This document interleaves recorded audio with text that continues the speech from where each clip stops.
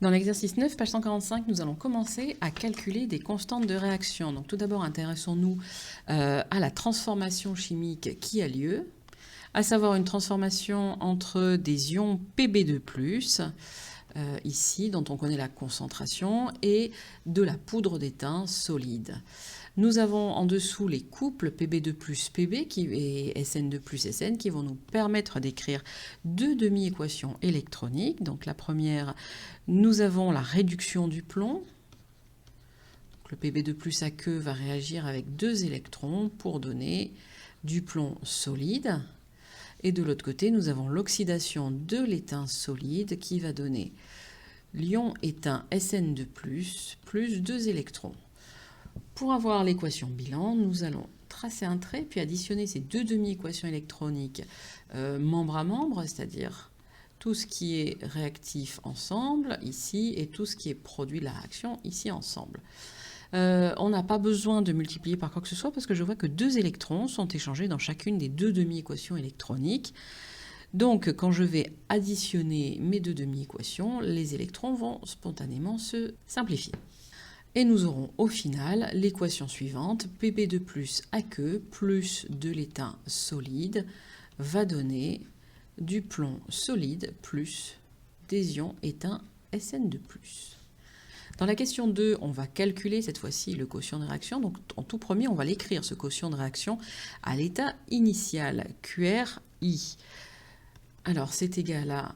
Donc si je fais le produit des concentrations des produits de la réaction sur C0 à la puissance, le coefficient stoichiométrique, alors ici 1, pour le Pb solide, eh bien ça n'apparaît pas, c'est un solide, donc je vais diviser directement par le produit des concentrations des espèces chimiques réactifs, et ici n'apparaîtra que Pb2+, vu que l'étain est solide, donc même chose sur concentration en Pb2+, sur la concentration standard C0 à la puissance 1.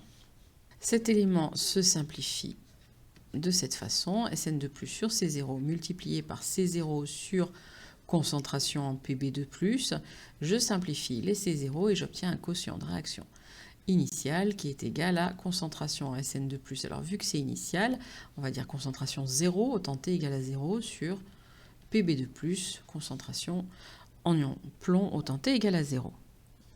Pour faire l'application numérique, il nous faut connaître les concentrations en étain et en plomb. Alors à T égale à 0, donc au début de la réaction, la concentration en ion étain est égale à 0 mol par litre. Et oui, car l'étain est un des produits de la réaction chimique, donc autant T égale à 0, il n'a pas encore été formé.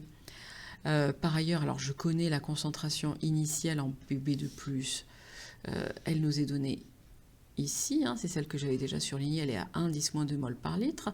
Donc je peux faire l'application numérique de mon quotient de réaction à l'état initial, c'est 0 sur 1,0 fois 10 puissance moins 2, ce qui fait tout simplement 0. On me demande d'en déduire l'évolution du système. Alors pour cela, il va falloir que je compare à la constante d'équilibre K, ici, qui nous est donnée à 0,33. Donc je constate que 0, mon quotient de réaction initial, est plus petit que la constante K. Ça, c'est le cours qui vous le dit directement. La réaction va évoluer en sens direct. Donc tel que c'est écrit ici, dans le sens réactif donne produit. On va ensuite chercher dans la question 4, donc ça c'était la 3, et on va ensuite chercher dans la question 4 de calculer le quotient de réaction à l'état final, donc le QRF. Eh bien je sais qu'il est égal à concentration en Sn2+ à l'état final sur concentration en Pb2+ à l'état final. Alors j'ai une de ces deux concentrations. Je connais la concentration en ion étain à la fin, elle est de 2,5 fois 10 puissance moins 3 mol par litre. Il me faut donc connaître la concentration en Pb2+. Pour cela, je vais simplement utiliser l'équation de la réaction.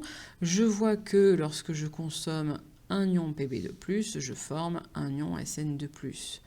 Donc ça veut dire qu'à l'état final, on a consommé autant d'ions plomb qu'on a formé d'ions étain. Comme je connais la quantité d'ions plomb que j'avais initialement, il me suffira de retirer la quantité de matière d'ions étain qui a été formée. Donc je vais travailler là-dessus. Quantité d'ions étain formée, c'est une quantité de matière. Je sais que c'est égal à une concentration fois un volume. Et si je fais l'application numérique, alors on me donne la concentration d'ion éteint à la fin, c'est ce 2,5 fois 10 puissance moins 3 mol par litre. Donc c'est 2,5 fois 10 puissance moins 3 que je multiplie par le volume qui est de 20 millilitres. Donc fois 20 fois 10 puissance moins 3, j'obtiens une quantité de matière de 5 fois 10 puissance moins 5 mol. Donc il faudra que j'enlève 5 fois 10 puissance moins 5 mol à la quantité de matière initiale en ion plomb qui était présent dans le milieu. Donc il me faut également la quantité initiale.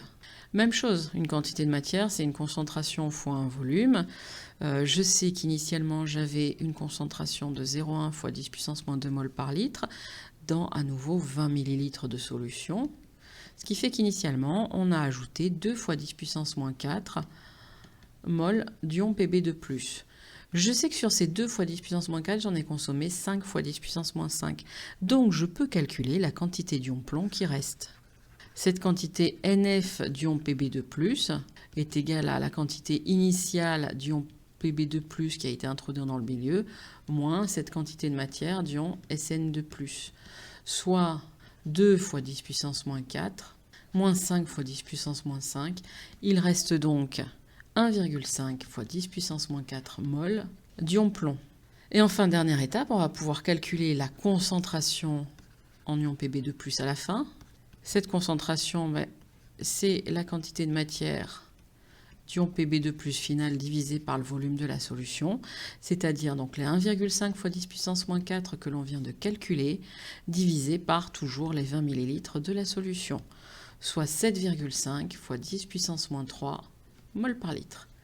Je connais, ça y est, mes deux concentrations, donc je vais pouvoir calculer mon quotient de réaction que j'avais mis ici. Ce quotient de réaction est donc égal à 2,5 fois 10 puissance moins 3 divisé par ce que je viens de trouver, 7,5 fois 10 puissance moins 3, c'est-à-dire 0,33, c'est-à-dire K, la constante d'équilibre de cette réaction. Donc on va conclure que la réaction, ça y est, elle a atteint son équilibre, elle n'évolue plus.